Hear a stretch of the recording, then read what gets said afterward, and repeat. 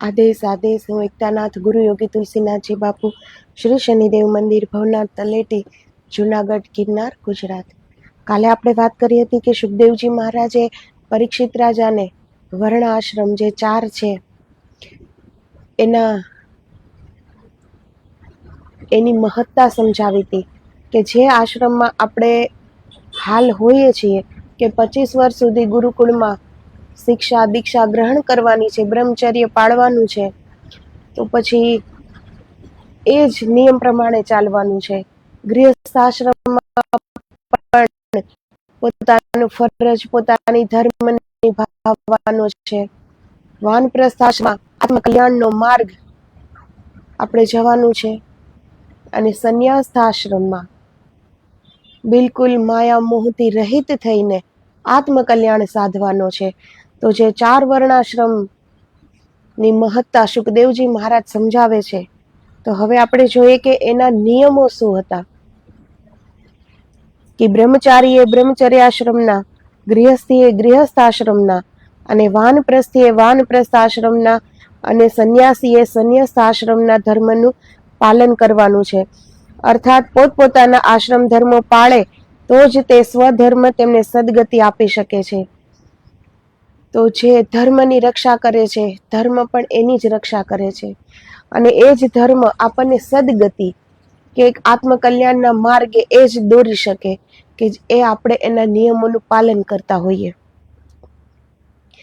પરંતુ કોઈએ એક આશ્રમમાં રહીને બીજા આશ્રમનો ધર્મ પાળવો નહીં. અર્થાત ગૃહસ્થી એ સંન્યાસીનો અને સંન્યાસી એ ગૃહસ્થીનો ધર્મ પાલન કરવો નહીં. તેમજ રાગ દ્વેષનો ત્યાગ કર્યા પછી મનુષ્ય અનુક્રમ મુજબ આશ્રમ ધર્મ પાળી ધર્મમાં આગળ વધતા પરમ બ્રહ્મનો જ્ઞાન યોગ પ્રાપ્ત કરવા માટે અધિકારી થાય છે. તો બધા આશ્રમોનું જે નીતિથી પાલન કરે છે, નિયમથી, તો એ ખાલી અધિકાર એને પ્રાપ્ત થાય છે પોતાના આત્મકલ્યાણ માટે આગળ વધી શકે. તો જ્યાં સુધી આપણે આત્મભાવમાં ન જીવીએ ત્યાં સુધી તો હજી આ પ્રથમ પગથિયું કહેવાય છે કે હજી આપણે આ શરૂઆત કરી છે, તો મંજિલ તો હજી બહુ દૂર છે. અને આપણે કાલે કરીશું કરીને બેસી રહીએ છીએ. તો કાલે તો ખબર નથી કે આજે રાતે સૂતા પછી સવારે ઉઠીશું જ. મંજિલ બહુ દૂર છે, કરવાનું પણ બહુ છે. કાલે કરીશું એમાં કાળ જ સામે આવી જશે અને સમય હાથમાંથી જતો રહેશે. તો જ્યાં સુધી આત્મભાવમાં જીવીએ, આત્મા સુધી આપણે પહોંચી જઈએ, તો ત્યાં સુધી તો હજી આ પ્રથમ પગથિયું છે અધ્યાત્મમાં. કે હજી તો આપણને એક સારો વિચાર આવે છે ત્યાં સુધી કે હવે આત્મકલ્યાણના માર્ગે જઈએ. એ પ્યાસ જાગે છે, ઈશ્વરથી આપણે દૂર છીએ એનો વિરહ જાગે છે હજી. તો આ પ્રથમ પગથિયું છે હજી. કેટલાક ગૃહસ્થીઓ ગુરુ પાસે જ્ઞાન દીક્ષા લેવા જાય છે, પરંતુ સ્વધર્મને જાણતા ન હોવાથી અગર અભિમાન વૃત્તિથી ગુરુ પાસેથી ઉત્તમ જ્ઞાન, પાત્રત્વ અને યોગ શક્તિ પ્રાપ્ત કરી શકતા નથી. કેમ કે નિયમ મુજબ તેમણે ગુરુ સાનિધ્યમાં હોય ત્યાં સુધી દરેકે બ્રહ્મચર્યનું અને શિષ્ય ધર્મનું પાલન કરવું જોઈએ, તે નિયમ પાળતા નથી. તો ઘણા લોકો કે ગુરુ કરવા જોઈએ એટલે કરી લે છે કે ગુરુ કરવા જોઈએ, બધા કરે છે આપણે પણ કરી લઈએ. તો એને આત્મકલ્યાણ એ વ્યક્તિ ક્યારેય પોતાનું આત્મકલ્યાણ સાધી શકતું નથી. ગુરુ કરવા જોઈએ એટલે નથી કરવાના, પરંતુ ગુરુ એ જ આપણું સર્વસ્વ છે. ગુરુ જ એ માર્ગ આપણને બતાવી શકશે જે માટે આપણો જન્મ થયો છે. 84 લક્ષ યોનિમાંથી આ એક મનુષ્ય દેહ આપણને પ્રાપ્ત થયો આત્મકલ્યાણ માટે, પરંતુ આપણે કરીએ છીએ કંઈક બીજું જ. હર જન્મમાં એકનું એક કરતા રહીએ છીએ. જે કરવા માટે આવ્યા છીએ એ ચૂકી જવાય છે. અને આપણે બીજું જ કરીએ છીએ. તો સંસારી લોકો એ આત્મકલ્યાણ સાધી શકતા નથી, કેમ કે એ નિયમોનું પાલન નથી કરી શકતા. અને ગુરુ પણ એ ભાવથી નથી બનાવતા કે એ મુક્તિનો માર્ગ એ ગુરુ પાસે કોઈને જાણવો નથી હોતો. પોતાની સાંસારિક ઈચ્છાઓ, પોતાની સાંસારિક દુઃખો લઈને જ આપણે સદગુરુ પાસે જઈએ છીએ. તો સદગુરુ છે એ હર સુખ દુઃખથી પરે છે, એ આ સંસારથી પરે છે, એ આ શરીર મન બુદ્ધિ અહંકારથી પરે છે. તો આપણે એની પાસે એવી તુચ્છ વાતો લઈને જઈએ તો પછી ગુરુ આપણને આત્મકલ્યાણનો માર્ગ કેવી રીતે બતાવી શકે? આપણે એમાંથી છૂટવા માંગતા જ નથી. સદગુરુ તો અનુકંપા કરે છે, સદગુરુ તો કૃપા કરે છે, એટલે તો એણે આ શરીરનું વસ્ત્ર ધારણ કર્યું છે કે જે એને ઉપલબ્ધ થયું છે એ આપણને પણ ઉપલબ્ધ કરાવી શકે. એટલા માટે તો આવ્યા છે. પરંતુ આપણે સદગુરુ પાસે એ જે દેવા આવ્યા છે એ નથી લેવું, પરંતુ આપણું જે મન કહે છે આપણે એ જ આશા રાખીને સદગુરુ પાસે જઈએ છીએ. એટલે ભરેલા ભરેલા જઈએ છીએ અને સદગુરુની કૃપા વગર પાછા ફરી જઈએ છીએ. સદગુરુ પાસે બિલકુલ ખાલી થઈને જવું પડે કે એ જે આપે એને ખબર છે કે આ પાત્ર કેવું છે. આપણે હજી પાત્ર નથી. તો સદગુરુ આપણને શું દેવા માંગે છે, એ શું કરવા માટે આવ્યા છે આ પૃથ્વી પર, એ આપણને જાણ નથી. અને આપણે આપણા જ મનનું લઈને એની પાસે જઈએ છીએ કે મને આ જોઈએ છે, આ જોઈએ છે. હજી આપણે માંગથી પણ ઉપર ઉઠી શકતા નથી. તો સદગુરુ તો આપણને હર માયા, મોહ, આ તૃષ્ણા, કામના, વાસનાથી ઉપર ઉઠાવવા માંગે છે. પરંતુ આપણે તો આપણી ઈચ્છાઓથી પણ ઉપર ઉઠી શકતા નથી. તો પછી સદગુરુ શું કરે? એની કૃપા તો અવિરત વરસે છે, અવિરત એ બોલાવે છે. એટલે તો એ આવ્યા છે કે એને જે પરમ સુખ પ્રાપ્ત થયું, એને જે પરમ બ્રહ્મ પરમાત્મા પ્રાપ્ત થયા, એ આપણને પણ પ્રાપ્ત થઈ શકે. પરંતુ એ પ્યાસ કોની છે, એ ખોજ કોની છે? સંસારના નાના નાના દુઃખો લઈને આપણે સદગુરુ પાસે જઈએ છીએ. આ એવી જ વાત થાય છે કે વિશાળ સમુદ્ર પાસે આપણે એક ચમચી લઈને ઊભા છીએ કે આ એક ચમચી પાણી આપો. સદગુરુ આપણને મુક્તિ આપવા માટે આવ્યા છીએ અને આપણે આ જ સંસારોની ઉલઝન લઈને એની પાસે જઈએ છીએ અને સુલઝવા માંગતા પણ નથી.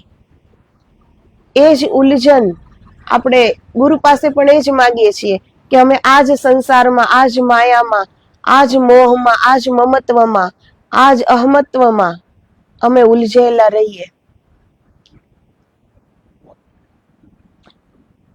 એટલે કૃપા પ્રાપ્ત થઈ શકતી નથી સદગુરુની. સદગુરુની કૃપા મૌનમાં ઘટિત થાય છે અને આપણી પાસે શબ્દો જ શબ્દો છે, દુઃખો જ દુઃખો છે.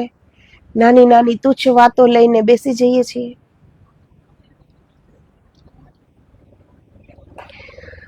તો બ્રહ્મચારી તથા શિષ્ય અને દાસને ઘટે તેવું હર કોઈ કાર્ય કરવું જોઈએ. સોંપેલા હર કોઈ કાર્ય ચપળતાથી પૂરા કરીને તે પછી ગુરુની પાસે જઈને ઊભા રહેવું જોઈએ. ગુરુ આજ્ઞા કરે તે પછી જ બેસવું જોઈએ. શિષ્ય દાસ ભાવથી અહંકાર રહિત રહેવું જોઈએ. કલ્યાણ ઈચ્છનારા શિષ્યોએ ગુરુના સર્વ કાર્યો સંપૂર્ણ કર્યા પછી જ તેમની પાસે અધ્યયન કરવું યા જ્ઞાન ઉપદેશ શ્રવણ કરવો જોઈએ. તો આ એક શિષ્ય ધર્મ છે કે દાસત્વ ભાવથી રહેવું ગુરુ પાસે. પરંતુ અત્યારે આ સમયમાં શિષ્ય એવી રીતે રહે છે જાણે ગુરુના પણ ગુરુ છે. ગુરુ કંઈક સમજાવે તો એ પહેલા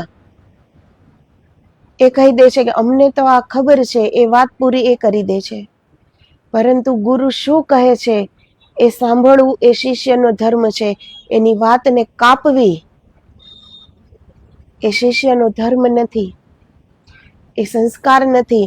કે ગુરુ કોઈ વાત કહેતા હોય, આપણને કદાચ ખબર પણ હોય, છતાં પણ જ્યાં સુધી ગુરુ ન કહે બોલવાનું, ત્યાં સુધી બોલવું ન જોઈએ ગુરુ સમક્ષ. પરંતુ ગુરુનો આદર, ગુરુનું એટલું માન, ગુરુનું એટલું સન્માન એ રહ્યું નથી આજે. એટલે જ પૂર્ણ કૃપા પ્રાપ્ત થતી નથી આજે. પહેલાના સમયમાં આપણે સંતોની જીવની વાંચીએ, સાંભળીએ, 12 વર્ષ સુધી કઠોર તપસ્યા, કઠોર શ્રમ, રાત દિવસ કામ, સેવા ગુરુ કરાવતા. ત્યારે તો ખાલી એ મંત્ર દીક્ષા આપતા. 12 વર્ષ પછી એ શિષ્યને ખાલી નામ મળતું.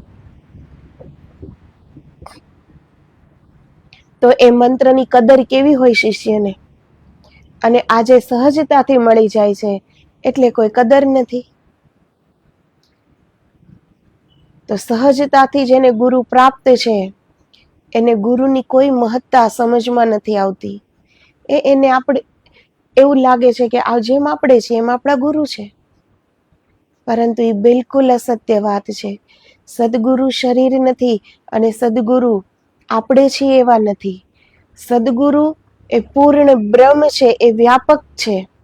એનું કોઈ 5, 5.5 શરીર માં રહેલો એ જીવાત્મા નથી. એ તો આત્માથી પણ ઉપર પરમ બ્રહ્મ પરમાત્મામાં એક થઈને પૂરી સૃષ્ટિમાં વ્યાપ્ત છે. એણે આ દેહનું વસ્ત્ર ધારણ કર્યું છે કેમ કે આપણને લઈ જઈ શકે ત્યાં. તો ગુરુનો કેટલો આદર કરવો, ગુરુનું કેટલું સન્માન, ગુરુનું કેટલું માન હોવું જોઈએ, એ પ્રમાણે જ કૃપા પ્રાપ્ત થાય છે. આપણી જ પાત્રતા નથી કે ગુરુ સામે કેવી રીતે રહેવું, તો ગુરુની કૃપા તો આપણે કેવી રીતે ઝીલી શકીએ? ગુરુ જ્યાં સુધી ન કહે બેસવાનું, ત્યાં સુધી શિષ્યએ ઊભું રહેવું જોઈએ. એની હરેક આજ્ઞાનું પાલન કરવું જોઈએ. શિષ્ય શું વિચારે છે અત્યારે? કે ગુરુ પાસે તો અમે જ્ઞાન લેવા આવ્યા છીએ અને ગુરુ તો અમને કામ ઉપર કામ સોંપે છે. તો જ્યારે આપણે ગુરુ ચરણોમાં આવી ગયા તો પછી આપણે એ વિચારવાનું નથી ને.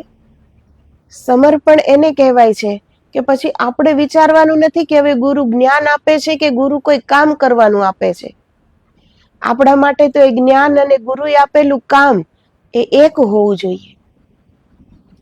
કે એ ગુરુએ કૃપા કરી કે આપણે ગુરુનું કંઈક કામ આવી શક્યા. ગુરુ તો આપણને મુક્તિના માર્ગે લઈ જાય છે. ગુરુ તો આપણા અનેક જન્મ આપણે શું કરીને આવ્યા છીએ એ બધી એને ખબર છે. એની આંખ બહાર, એની જાણ બહાર કંઈ જ નથી હોતું. તો આપણા કર્મોને કેવી રીતે કાપવા એ ગુરુ જાણે છે. પરંતુ આપણે હંમેશા આપણી જ ઈચ્છાથી ગુરુને ચલાવીએ છીએ કે મારી આમ ઈચ્છા છે, હું આ ઈચ્છા લઈને આવ્યો છું, તો ગુરુએ પણ આમ જ કરવું જોઈએ, મારી આ ઈચ્છા જ પૂરી કરવી જોઈએ. ગુરુ છે તો અમારા દુઃખો દૂર કરવા જોઈએ. તો એ સદગુરુ છે, એ આપણા નોકર નથી કે એને આમ કરવું જ જોઈએ. પૂરા બ્રહ્માંડમાં, પૂરી સૃષ્ટિમાં સદગુરુની સત્તા છે, એ માલિક છે, એ બધું જ કરી શકે છે. પરંતુ એને જાણ છે કે કર્મ આપણા છે તો એ આપણે જ ભોગવવા પડે ને. કેટલા કર્મો એ એના આશીર્વાદથી કાપતા હોય છે, પરંતુ આપણને દેખાતું નથી ને. આપણને આપણા પૂર્વજન્મો દેખાતા નથી કે આપણે શું કરીને આવ્યા છીએ અને આપણા સદગુરુની કેટલી કૃપા છે કે છતાં પણ આપણે આટલા સુખેથી રહી શકીએ છીએ. આવા સદગુરુ પ્રાપ્ત થયા છે કેમ કે આપણને એ જાણ નથી, એ ભૂલી ગયા છીએ આપણે. પરંતુ સદગુરુ કંઈ ભૂલતા નથી. એની આંખ બહાર કંઈ નથી, એની જાણ બહાર કંઈ નથી. તો સદગુરુ જાણે છે કે આપણા હિતનું શું છે. એટલે સદગુરુ પાસે બિલકુલ ખાલી થઈને જવું જોઈએ. જે સદગુરુ કહે એ પ્રમાણે કરવું જોઈએ. આપણા મનની ત્યાં ન ચલાવાય કે મારી ઈચ્છા આ છે, હું આ કરવા આવ્યો છું. આપણે તો ત્યાં મટી જવું પડે, મરી જવું પડે. સમર્પણ એટલું હોવું જોઈએ કે હવે મારું કઈ છે જ નહીં. હવે તો જેમ સદગુરુ જીવાવે, એ જેમ જીવાડે એમ જીવીએ.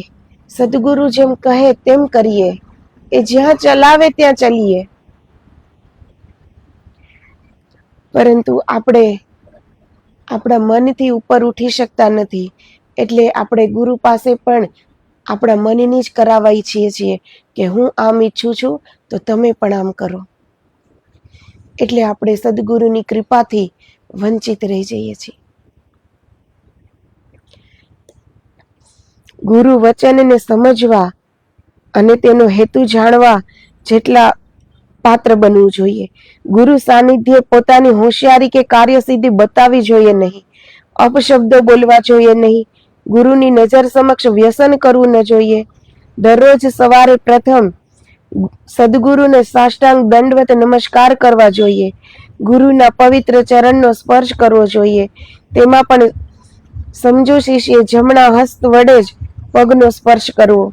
ગુરુ બોલાવે ત્યારે તરત જ હાજર થવું અને ગુરુને પ્રિય વચન બોલવું, પણ કોઈ કાળે કટુ વચન કહેવું નહીં. ગુરુ સમક્ષ વ્યગ્રચિત થવું નહીં. ગુરુ જ્યાં સુધી ઊભા હોય ત્યાં સુધી બેસવું નહીં. શિષ્યો બેઠા હોય, જો ગુરુ આવે તો શિષ્યોએ સત્વર ઊભા થઈ જવું જોઈએ. ગુરુ સમક્ષ વ્યસનની વસ્તુ લાવવી નહીં. હાસ્ય મસ્કરી કરવા નહીં. જો કોઈ પણ વચન મલિન વૃત્તિથી કહેવાયું હશે તો ગુરુ નહીં જાણતા હોય છતાં પણ તમે દરેક કાર્યમાં નિષ્ફળ જશો. લૌકિક અને અવલૌકિક બંનેમાં સર્વ કાર્યમાં ડૂબતા જશો. આપણને એમ થાય કે ગુરુ આપણે સમીપ નથી તો આપણે કટુ વચન કરીએ, ન કરવાનું કોઈ કાર્ય કરીએ તો એનું ફળ આપણને મળે જ છે. આપણને લાગે છે કે આપણા ગુરુને ખબર નથી, પરંતુ ગુરુ તો અણુ અણુમાં વ્યાપ્ત છે. ગુરુની મોજૂદગી તો હર જગ્યા છે. એવો એક પણ ખૂણો ખાલી નથી જ્યાં ગુરુની મોજૂદગી ન હોય. તો એને શેની જાણ નથી? આપણે જે પણ કર્મ કરીએ છીએ એ ગુરુની જાણ બહાર નથી. તો આપણે એક શિષ્ય પણ એવી જ રીતે જીવવું જોઈએ કે મારું હર કાર્ય મારો ગુરુ જોવે છે. મારો હર વિચાર મારા ગુરુ સાંભળે છે. કોઈ બીજું વ્યક્તિ સામે ઊભું હોય તો આપણે ભૂલ નથી કરતા ને, કેમ કે આપણને ખ્યાલ હોય છે કે બીજું અહીંયા છે એ જોવે છે. તો આપણા સદગુરુ પણ અણુ અણુમાં વ્યાપ્ત છે. હર જગ્યાએ એની મોજૂદગી છે. એ હર કાર્ય જોવે છે. આપણે એને નથી જોઈ શકતા, પરંતુ એ આપણને જોવે છે કે આપણે શું કરીએ છીએ, શું વિચારીએ છીએ, શું કરીને આવ્યા છીએ, શું આપણે કેટલા ખોટા કર્મો અત્યારે કરીએ છીએ, કેટલું ખોટું સદગુરુ સમક્ષ આપણે બોલીએ છીએ. એ બધી જાણ ગુરુને છે. પરંતુ સદગુરુ એ પોતાની મહાનતા એ ક્યારેય બતાવતા નથી કે તમે, હું હાજર ન હતો ત્યારે તમે આ કાર્ય કર્યું છે એની મને જાણ છે, એમ એ એની મોટાઈ ક્યારેય બતાવતા નથી.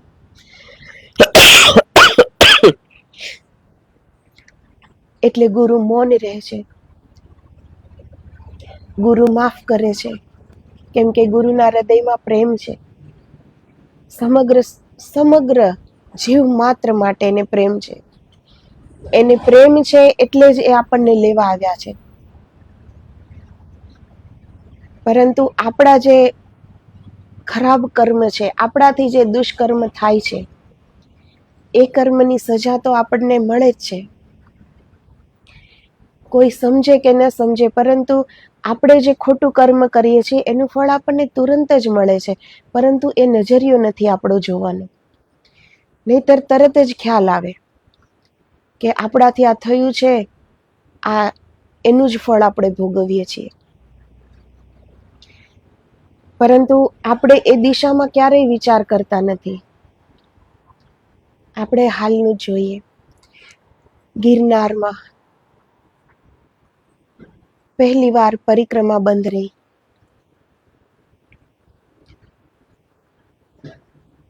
22,000 કરોડ વર્ષ જૂનો ગિરનાર, આગે બી ગિરનાર એ સાક્ષાત શિવ સ્વરૂપ છે. યાત્રા બંધ રહી. બધા શું વિચારશે? વરસાદની આગાહી હતી એટલે કોઈ હેરાનગતિ ન થાય એટલા માટે પરિક્રમા બંધ રહી. પરંતુ કોઈ સ્વયંનું નહીં વિચારે કે એક શું કરવા બંધ રહી, એ સદભાગ્ય પ્રાપ્ત કેમ ન થયું ગિરનારની પરિક્રમા કરવાનું. એ આપણી ભૂલો હોય છે, પરંતુ આપણે આપણી ભૂલો ક્યારેય સ્વીકારવાનું શીખ્યા નથી. આપણી અંદર જો સ્વીકાર ભાવ હોય ને તો પણ જીવન આપણે બહુ જ સહજતાથી જીવી શકીએ, પરંતુ પહેલેથી જ આપણી અંદર સ્વીકાર જ નથી. બીજાની ભૂલો હોય તો તરત જ આપણે ઊભા થઈ જઈએ, કહેવા માંડીએ કે હા આની ભૂલ છે.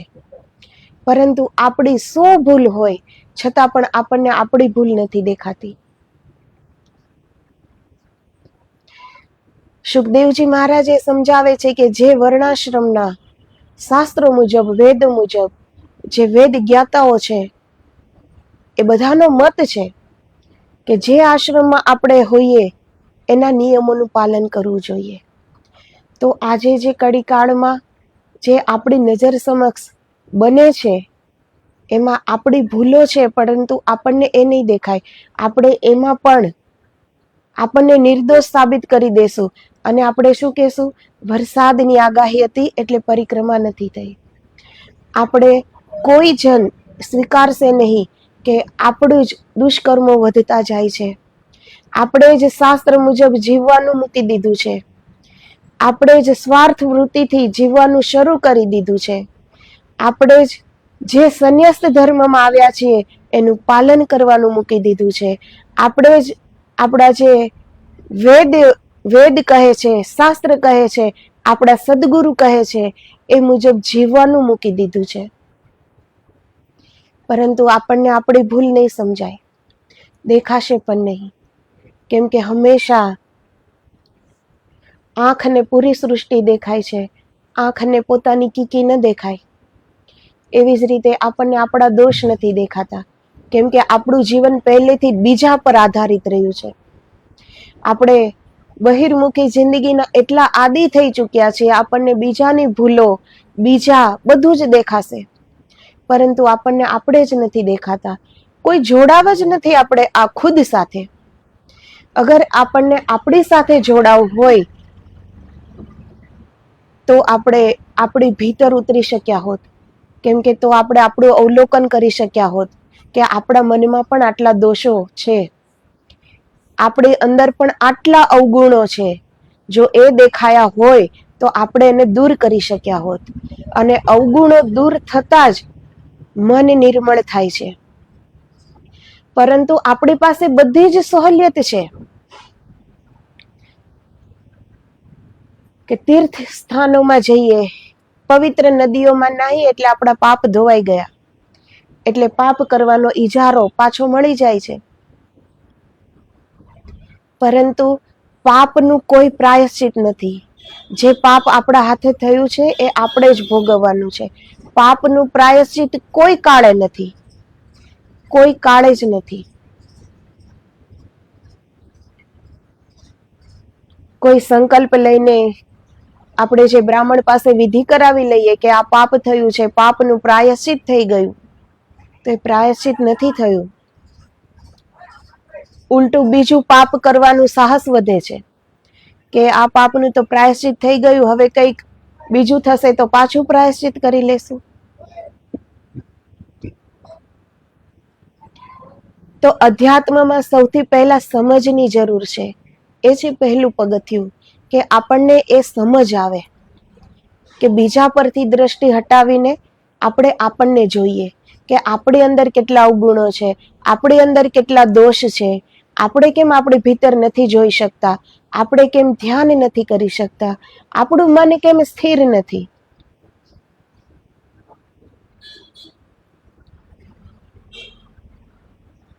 તો જે પોતાની સાથે જો જોડાવ થઈ જાય તો હર દોષથી ધીરે ધીરે મુક્ત થતા જઈશું, અને જેટલા દોષો નીકળતા જશે આપણામાંથી એટલું જીવન સરળ અને સહજ બની જશે.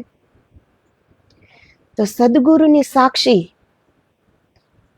હર કાર્ય કરવું જોઈએ, હર શ્વાસ એની સાક્ષીએ, કે કોઈ જોવે કે ન જોવે, સદગુરુ જોવે છે. શું કરીએ છીએ, શું વિચારીએ છીએ, એ સદગુરુ જોવે છે. તો ઘણું બધું આપણે ખરાબ કર્મ કરતા બચી જશું.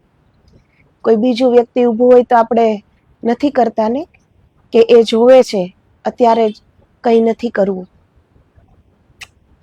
તો સદગુરુ છે એની મોજૂદગી પૂરા બ્રહ્માંડમાં, પૂરી સૃષ્ટિમાં, હર અણુ અણુમાં, હર કણ કણમાં સદગુરુની મોજૂદગી છે, અને એ આપણને જોવે છે. તો ક્યારેય પણ સદગુરુ સામે અસત્ય ન બોલવું, કેમ કે એને ખબર છે કે આપણે શું કરીને આવ્યા છીએ.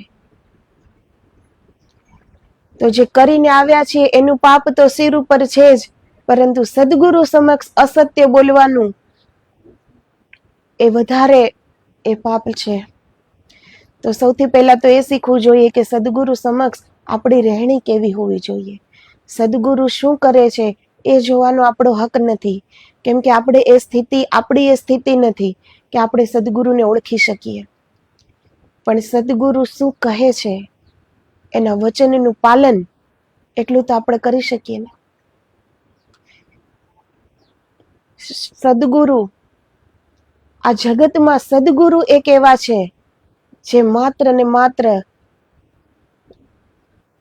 જીવ માત્રનું હિત કરશે. એની અંદર કોઈ સ્વાર્થ નથી. જે પૂર્ણ સદગુરુ છે,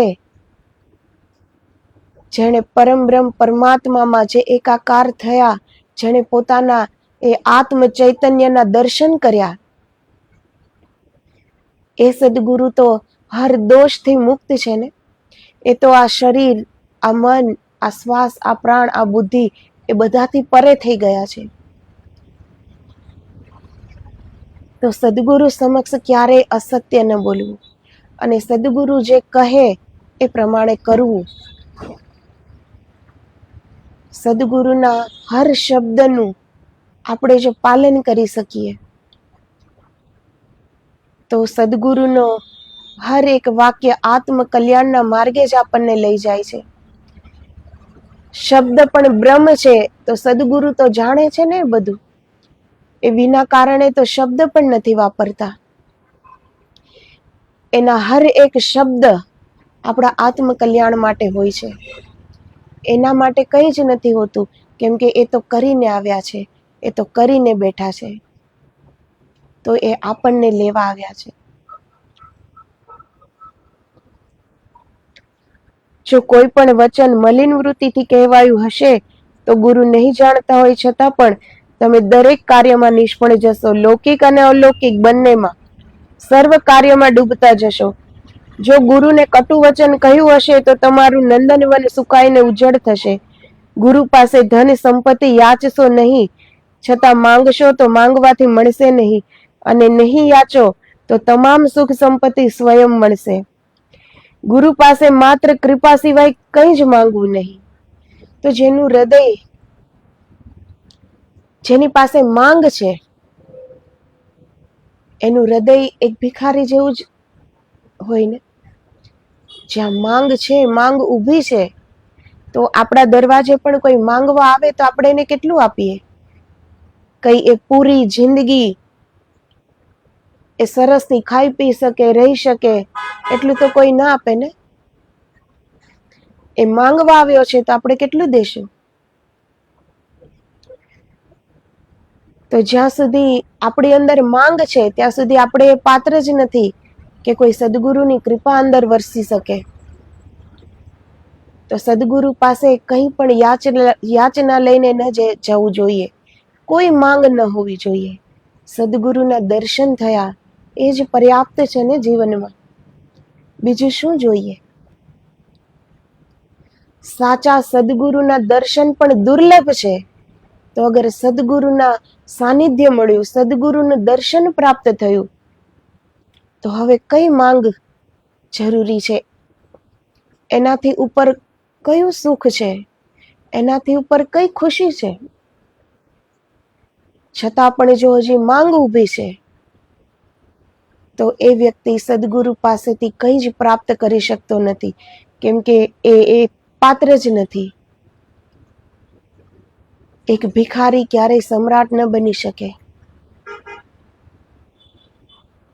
અને નસીબ જોગે જો બની પણ જાય તો એ સમ્રાટની જેમ રહી ન શકે. એના હૃદયમાં એ જ માંગ હોય, એની નજર હંમેશા સિક્કાઓમાં જ હોય. તો જે પાત્ર બની નથી શકતા, એટલે એ કૃપા ઉતરી નથી શકતી અંદર. તો સદગુરુ પાસે ક્યારેય કોઈ પણ લાલસા ન રાખવી જોઈએ. સદગુરુના દર્શન થયા એ જ પર્યાપ્ત છે જીવનમાં. વંદન કરતી વખતે મોહ કે કપટ ભાવનાથી નમન કરવું નહીં. વંદન કરતી વખતે આજ્ઞા આપો એમ કહેવું. આવો બ્રહ્મચારીનો તથા શિષ્યોનો સામાન્ય શિષ્ય ધર્મ છે. તો શિષ્ય ધર્મ તો બહુ ઊંચો છે, પરંતુ આ નિયમોનું પાલન કરીએ ને ખાલી આટલું, તો એ પણ એક સામાન્ય વાત છે.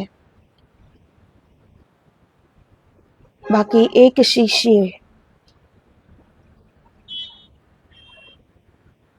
જ્યાં ગુરુ જે ઈચ્છતા હોય છે કે મારા આ શિષ્ય એ પરમ પદને પ્રાપ્ત થાય, ત્યાં સુધીની ગુરુની એક આશા હોય છે.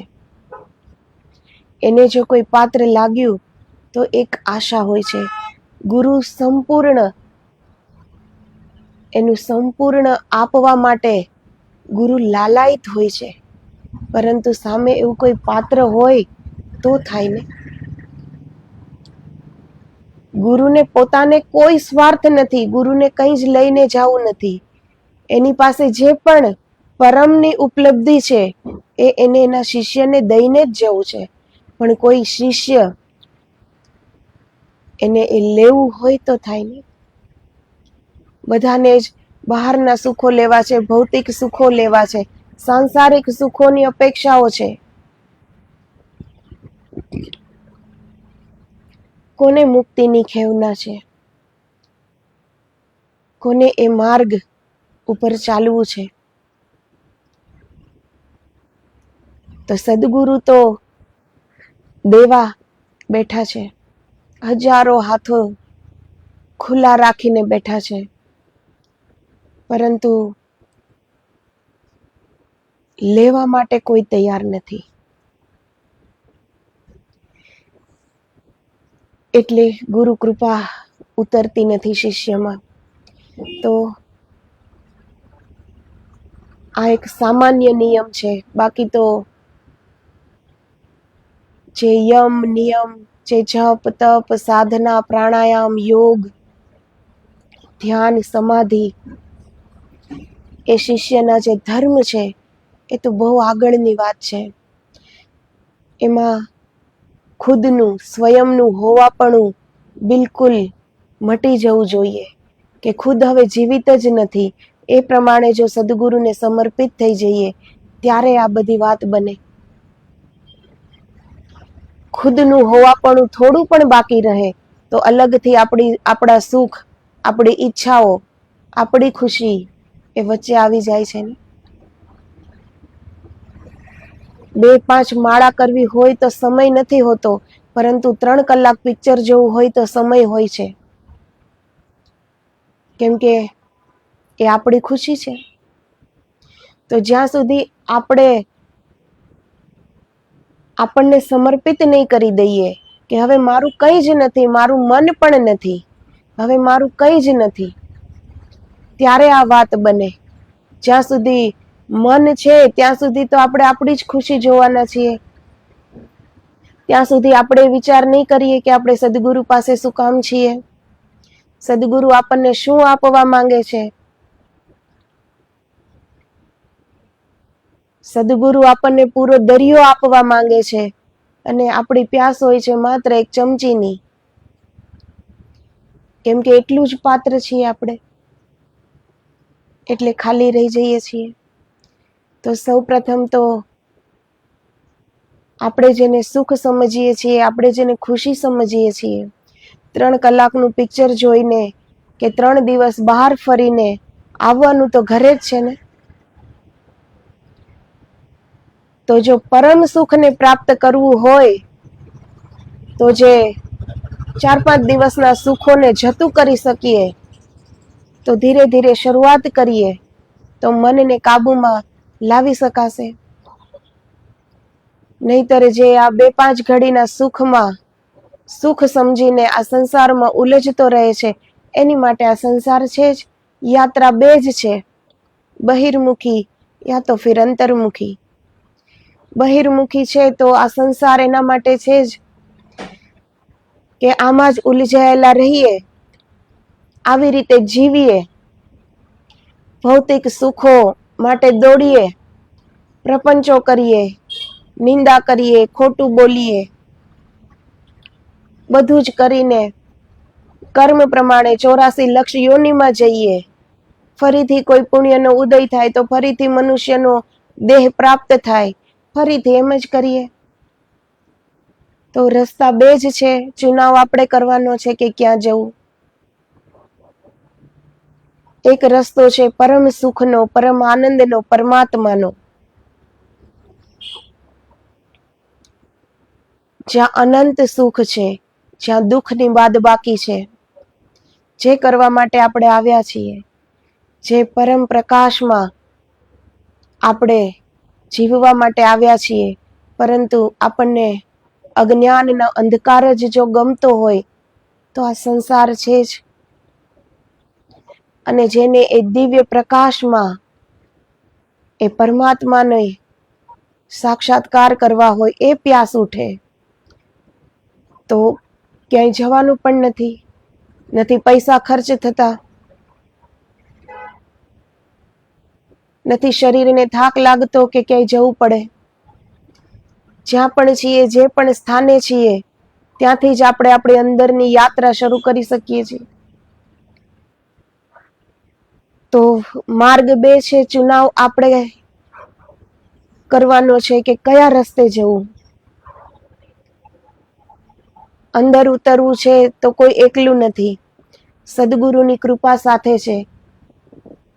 આપણે એ પાત્ર નથી કે સદગુરુને ગોતી શકીએ, પરંતુ સદગુરુ હર જગ્યા મોજૂદ છે, એટલે સદગુરુ આપણને ગોતી લે છે, જો આપણે પાત્ર બનવાની તૈયારી હોય તો ત્યાં આપણે એકલા નથી. હર દેવત્વના આશીર્વાદ છે, આપણા ગુરુના આશીર્વાદ છે. એ ગુરુ આત્મકલ્યાણના માર્ગે આપણને દોરે છે, એ લઈ જાય છે. સંસારમાં બધા એકલા છે, એ માત્ર ભ્રમ છે કે હું એકલો નથી, આ બધા મારા છે. પરંતુ આત્મકલ્યાણના માર્ગે આપણે એકલા નથી, ત્યાં આપણા સદગુરુ આપણી સાથે છે. તો ભગવાને બુદ્ધિ બધાને આપી છે, એનો જો આપણે સદુપયોગ કરીએ તો આપણે વિચારી શકીએ કે આપણે શું કરવું. બહારની દોડની ક્યાંય મંજિલ નથી. બહારની દોડ 84 લક્ષ યોનિમાં લઈ જશે અને અંદરની દોડ પરમાત્મા સુધી લઈ જશે. હવે ચુનાવ આપણે કરવાનો છે. આદેશ. જય ગિરનારી, જય ગુરુદેવ.